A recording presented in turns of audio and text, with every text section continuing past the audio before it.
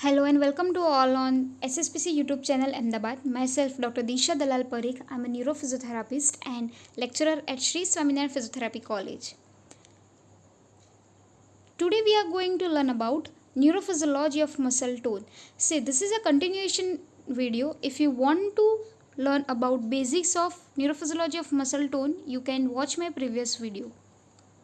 So before that, please do subscribe our YouTube channel for latest update. Okay, so in the last video we had discussed about all the gamma motor neurons activity, right? So continuation with that. Now this discharges of gamma motor neurons needs to be regulated by the higher center so that there is only optimal facilitation of the spindle and there is no unregulated firing, right? Because otherwise this will result in increasing the tone.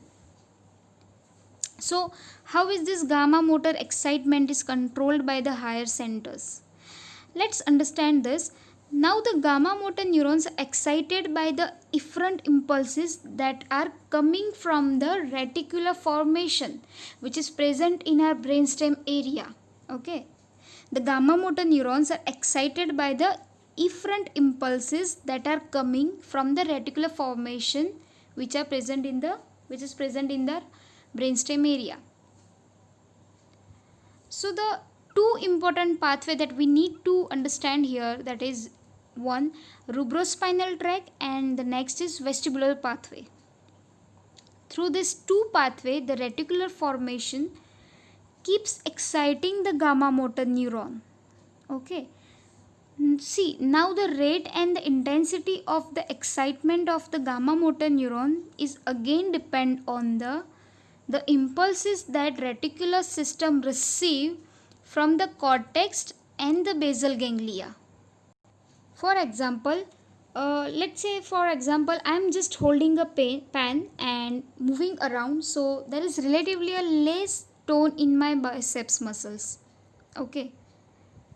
And now let's say if I am holding a 1 kg weight and move my arm, so suddenly there will be an increase in tone. It means that to carry out the heavy work activities, I need more gamma discharge to my spindle. So in that way I have more muscle contraction, okay, to produce that particular movement. Right. So how is this taking place? This taking place by the facilitatory input that reticular formation received from the cortex. Okay. So what if I need to relax, like for example at swimming pool or at beach? In that particular state, I will be in state of relaxation. So in that case, inhibitory input from the basal ganglia will regulate the excitatory discharge to the gamma motor neurons, and the gamma motor neurons discharges to the spindle will reduce. I have less tone in my body. See, understand this. Basal ganglia do not directly inhibit the reticular formation or the discharges, right? It first inhibit the cortex and then the cortex is not able to send the excitatory impulses to the reticular formation, and so there is less discharge and that goes along the gamma motor neuron, right? So this is all about a basic neurophysiology of muscle tone. If you have any doubt, you can mail it to me, and thank you for your listening. Stay healthy and keep updated.